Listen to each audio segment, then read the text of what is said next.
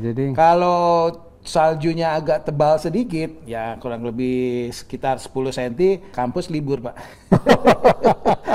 Karena terus orang disuruh menikmati. Pada saat itu Pak Rudi nyari gunung nggak ini kalau kampus libur? Nah, enggak, Pak, gitu. Enggak. Saya karena pada waktu di Boulder kan sering naik bukit-bukit kecil itu saya lakukan, tapi kalau di sana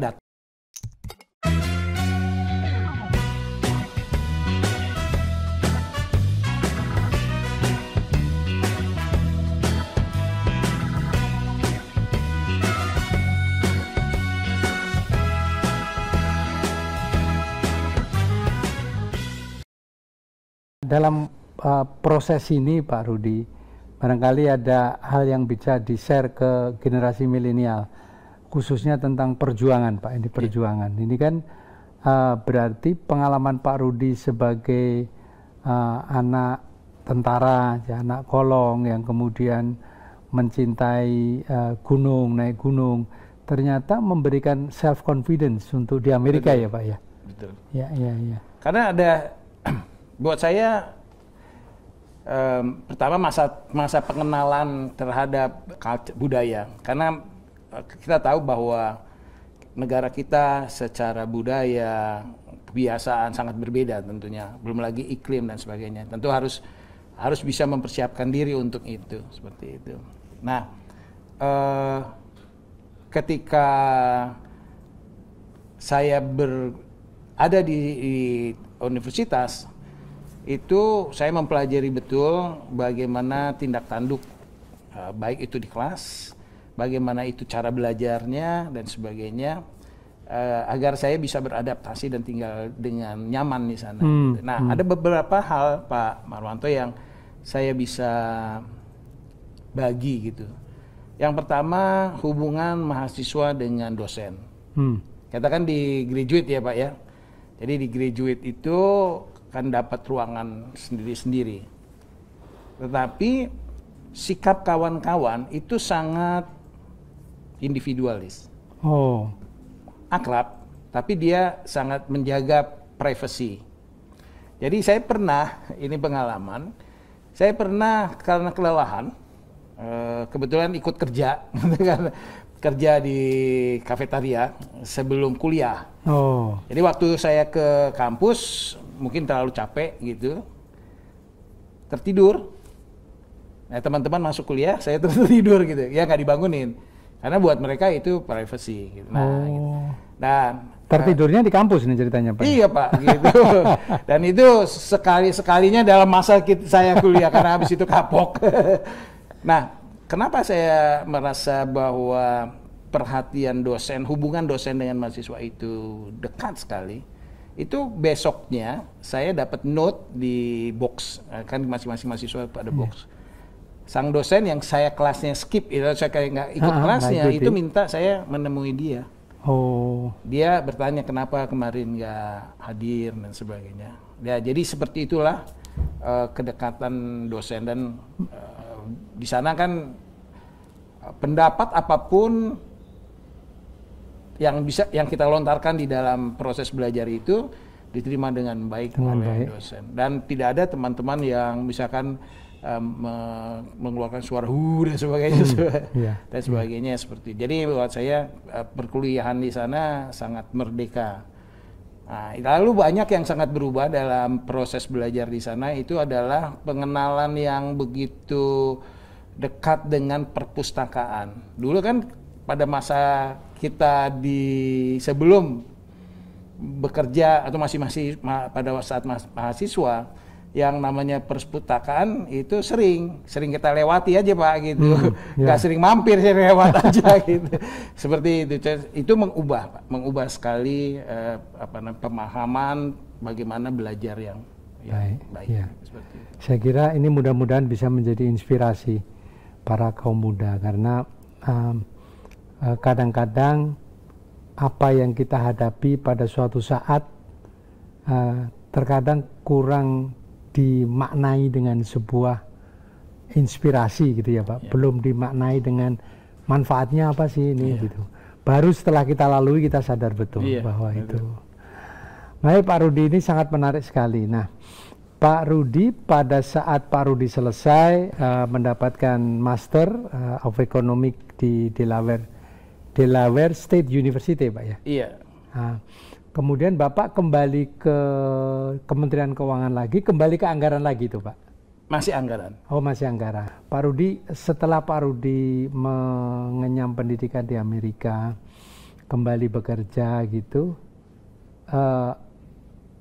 is there any benefit Pak, kemudian sekolah di Amerika itu ternyata membawa kemanfaatan bagi karier saya, bagi pengetahuan saya, kompetensi saya gitu. Ada nggak Pak itu pengalaman itu? Yang pasti mengubah sikap ya Pak ya, karena terus pertama ilmu yang kita dapatkan itu memang tidak serta-merta terus bisa dibawa pulang terus dipakai di dunia kerja. Tapi konsep berpikir, konsep analytical itu terpakai. Karena dari pembelajaran di sana sangat kental dengan proses belajar menganalisis seperti itu. Yang kedua, yang terbawa oleh saya itu adalah bagaimana kita bisa memiliki nilai demokrasi gitu Pak. Dalam berhubungan dengan, karena dibawa di dalam suasana pendidikan seperti itu di sana. Jadi waktu pulang itu membekas. Jadi, dan ini pada waktu saya menjalani fungsi sebagai pimpinan pada saat memegang jabatan dan sebagainya, itu jadi secara otomatis dipraktekkan gitu Pak. Nah, itu yang membekas sama saya. Lalu tentunya menghargai pendapat orang itu juga membekas buat saya gitu.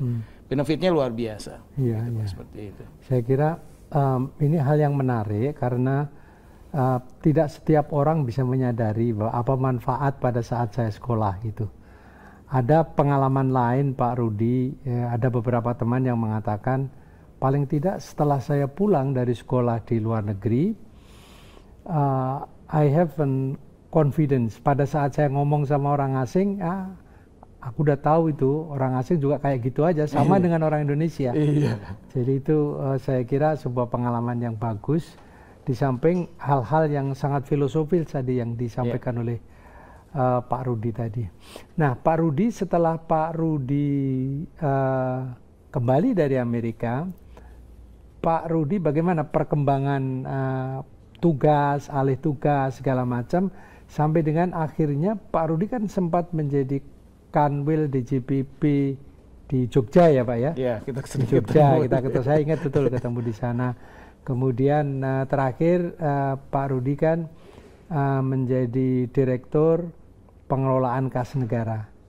Jadi bagi sahabat-sahabat The Maestro, saya kira ingin mengetahui sebetulnya dari anak kolong yang pencinta gunung, yang kemudian suka kebebasan, tapi akhirnya bisa sangat taat dan tertib gitu, you become the real treasury, the treasury of the Republic of Indonesia.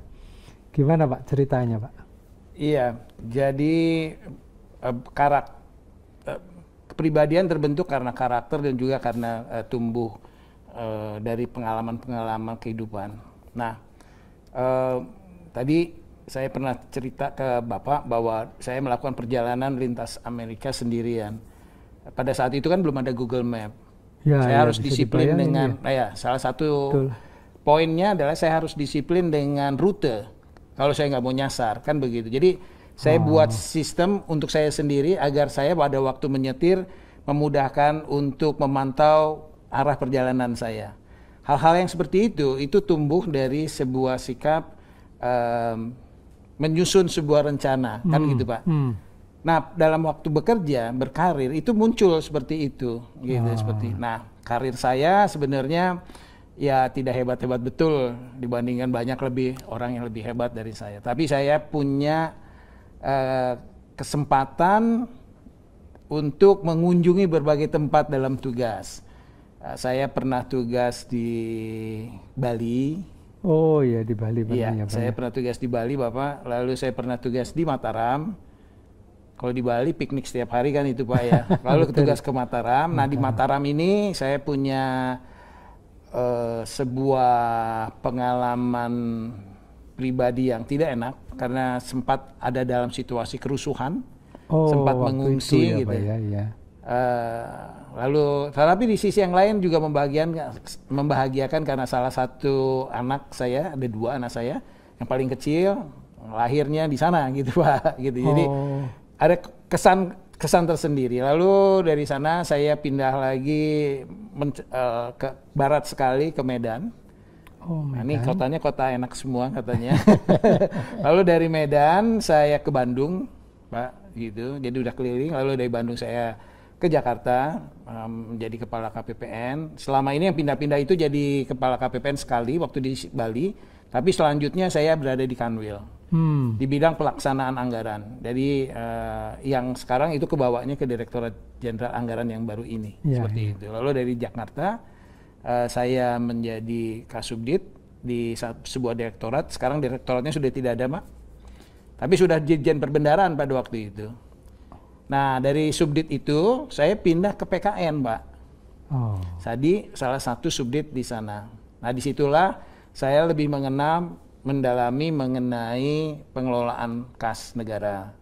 Di kesempatan itu juga saya sempat dimagangkan oleh kerjasama antara Indonesia dan Australia di Kementerian Keuangan, di Treasury-nya Australia. Australian Treasury. Ya, lalu setelah itu saya dididik, diberi kesempatan ikut pelatihan dealing room di Australia juga dalam kesempatan satu proses itu. Kurang lebih saya berada di sana mungkin 1,5 bulan mungkin Pak, seperti itu semua rangkaian. Lalu dari PKN saya dipromosikan ke Ambon. Jadi Kanwil pertama di Ambon ya Pak? Ambon Pak. Itu juga agak sedikit. Nah kalau itu saya sempat bertanya kepada Yang Maha Kuasa, kenapa ke Ambon jauh sekali? Karena Ambon habis ada kerusuhan kan, Pak. Kerusuhan Bapak mungkin cerita Pak. Itu apa yang diinginkan oleh Yang Maha Kuasa dan mengatur kehidupan ini. Lalu ternyata ketika saya di Ambon datang ke sana, ini pengalaman memimpin sebagai orang yang paling utama orang kan, nomor satu di kantor itu. Nah disitulah saya mendapatkan pengalaman pribadi yang luar biasa ketika kantor itu selama mungkin hampir 1 tahun ditinggal pemimpinnya. Jadi kata-kata seperti anak ayam ditinggal induknya itu terjadi Pak gitu. Dan saya harus merangkul semua pihak, membuat semua orang mau bekerja kembali, mau berkinerja kembali. Seperti itulah kejadian.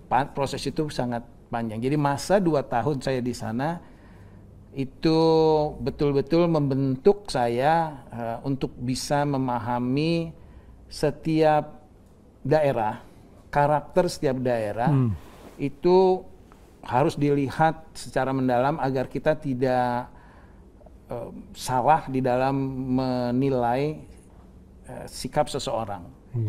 Mungkin wajahnya seram, tapi hatinya itu sangat baik. Mungkin wajahnya menakutkan, tetapi dia sangat membantu. Seperti itu. Jadi jangan melihat sesuatu hanya dari luar, tetapi harus ikut ke dalamnya untuk bisa memahami apa yang sebenarnya terjadi.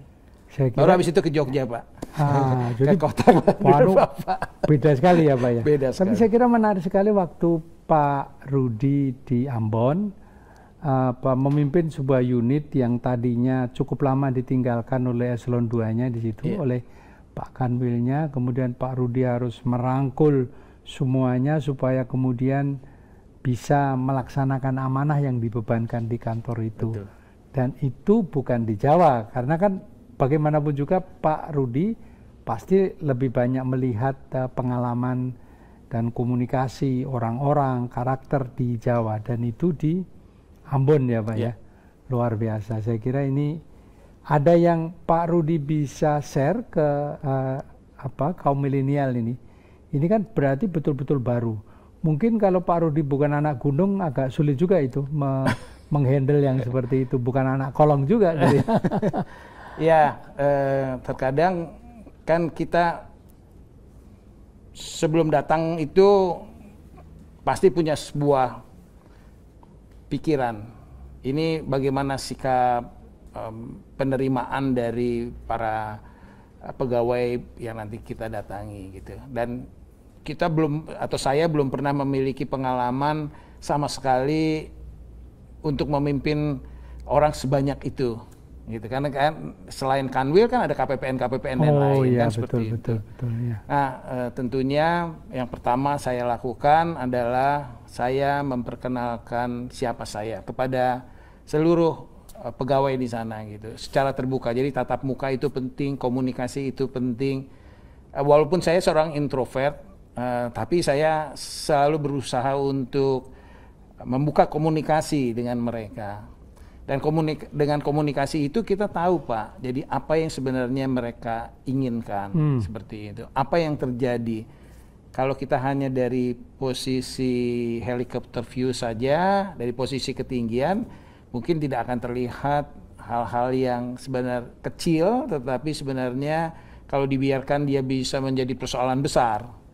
Nah, dari sebisa mungkin kalau ada yang masalah yang kecil ya kita padamkan jadi sebelum dia menjadi besar, seperti itu. Jadi kalau menurut saya intinya yang pertama sekali yang paling mendasar adalah komunikasi.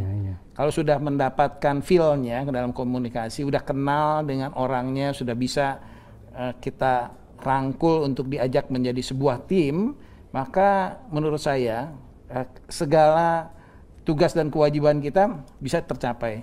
Seperti itu. Ya. Jadi itu pentingnya personal communication ya Pak, bukan saja antara bos ke anak buah. Kalau bos sama anak buah kan ini atasan bawahan ya Pak ya. Betul. Tapi Pak Rudi bisa masuk ke dalam lingkungan psikologikal gitu ya Pak ya, sehingga merasa mereka teman-teman di sana juga merasa dihargai oleh bos gitu ya Pak ya. Ya jadi mingle ya itu mingle, ya. Mingle yang teman-teman kan bisa caranya banyak sekali gitu. Jadi kalau bekerja menurut saya itu jelas SOP-nya. Tetapi SOP ini tinggal jadi SOP kalau nggak ada yang mengerjakan. Betul. Nah kita harus bisa memotivasi agar setiap pegawai itu mau bekerja dan menjalankan sesuai SOP. Ya. Nah, seperti itu. Ya. Pindah ke Jogja barangkali kemudian secara infrastruktur lebih baik, tapi Jogja juga sebetulnya tidak semua orang bisa menjalankan amanahnya dengan baik di Jogja, karena kemudian banyak sekali tata cara adat istiadat yang kalau bukan orang yang tahu bisa blunder juga gitu ya. Ada pengalaman Pak? Iya betul Pak. Jadi pesan dari Pak Dirjen pada waktu itu, Pak Heri Purnomo, kepada saya adalah untuk segera membuka komunikasi dengan Sultan. Gitu. Jadi itu yang pertama sekali Pak, klonwun kepada Sultan itu yang pertama kali agenda yang utama. Setelah itu tentunya membuka hubungan dengan Pemda, baru dengan kementerian-kementerian yang lain yang ada di sana.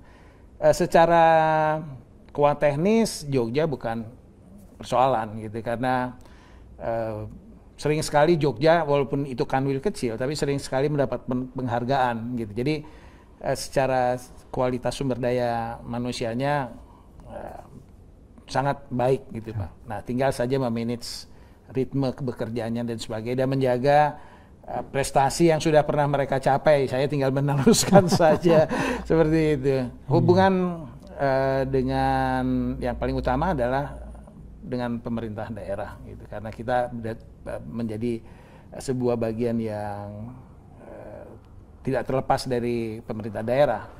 Dan dengan hubungan dengan teman-teman Kementerian Keuangan di sana itu juga luar biasa gitu. Kita sangat kompak. Kenapa kita harus kompak? Karena tamunya banyak, Pak. Di Jogja. Harus gantian yang jadi guide gitu ya, Pak ya. Harus gantian yang jadi guide. Mungkin Bapak perso Pak Jangkung kayak misalkan gitu kan. Ya. Luar biasa. Kita harus saling berbagi gitu. Karena pada saat bersamaan bisa dari pejabat bisa dari dirjennya kita, lalu dari tempat eselon 1 yang lain yang itu harus. Nah itu memang juga nggak ada textbooknya kalau yang itu sama. Betul. Seperti ini. Jadi to be Kanwil kelihatannya bukan hanya masalah substansi pekerjaan, Pak ya. Iya, Pak. Kita juga harus memanage komunikasi dengan pemerintah setempat, tapi kita juga bisa menjalin komunikasi yang baik dengan para pimpinan yang berkunjung ke kantor di wilayah Bapak ya. Iya. Gitu Pak Rudi, saya kira yang sangat menarik bagi rekan-rekan dan sahabat maestro adalah bagaimana pengalaman Pak Rudi pada saat memimpin The Treasury of Indonesia, Pak. Dan saya ingat betul bahwa tadi Pak Rudi dari awal sudah bergerak di bidang IT. Nampaknya pada saat di PKN, Pak Rudi juga ikut menggolkan beberapa program disbursement yang kaitannya dengan IT, dengan modul penerimaan negara misalnya dengan MPN.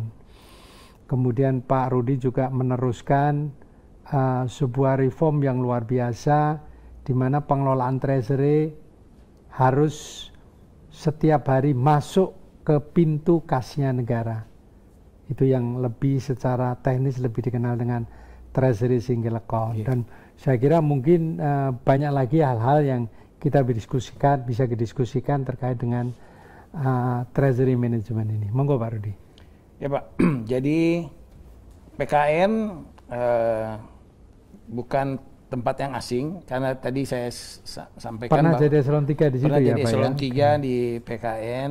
Pada waktu itu ada di Subdit Perencanaan dan Pengendalian Kas. Gitu. Jadi sedikit banyak saya memang tidak lama Pak saya di Subdit itu sebelum saya promosi ke Ambon waktu itu. Nah waktu kembali dari sana menjadi direktur di Direktorat Pengelolaan Kas Negara, tentu yang pertama adalah belajar dari senior yang terdahulu karena ini sesuatu yang berkesinambungan. Nah dari situ kita mulai menyusun apa ini yang harus masih dilakukan untuk mencapai goals-nya gitu. Nah di sanalah saya dan tim tentunya tidak bekerja sendiri, tapi saya dan tim mencoba mengisi berbagai hal untuk betul-betul bisa mencapai visi dari Direktorat Jenderal Perbendaharaan untuk menjadi pengelola keuangan yang nomor 1 di dunia. Handal, gitu. Yang handal. Number one. Tuntutannya sekarang menjadi pengelola perbendaharaan yang unggul di tingkat dunia. Iya, kan seperti itu kan Pak. Nah, tentunya untuk bisa mencapai cita-cita itu harus ada ukuran yang pasti. Agar kita bisa dikatakan, kalau kita ingin dikatakan kita itu bagus, ya kita harus bisa menunjukkan nilainya bagus. Kalau kita bisa mau dianggap modern, ya harus memenuhi kriteria modern, misalkan seperti itu. Jadi ada benchmark, ada indikator ya Pak Rudi ya. Gitu. Ada benchmark, ada indikator. Dari situlah kita mulai membangun berbagai kebijakan. Banyak yang harus dibetulkan untuk bisa memenuhi ketentuan-ketentuan yang harus diperbaiki itu sebagai landasan agar kita bisa bergerak lebih jauh. Kalau ketentuannya tidak diubah, memang kita nggak bisa bergerak lebih jauh karena kan ketentuan selalu membatasi kita pada satu posisi. Ya. Nah seperti itu. Nah di situ yang pertama sekali PR yang pertama sekali itu adalah untuk membentuk Treasury Dealing Room. Nah ketika Treasury Dealing Room itu digodok konsepnya, yang terlihat di sana bahwa secara struktur organisasi PKN-nya harus diubah. Karena di dalam pelaksanaan dealing room itu dikenal ada yang namanya front office, middle office, back office. Nah, kalau sekarang dengan model struktur organisasi seperti yang ada pada waktu itu, ini sulit untuk mencapai itu. Nah, sehingga kita salah satu yang kita ubah adalah organisasinya, seperti itu, Pak.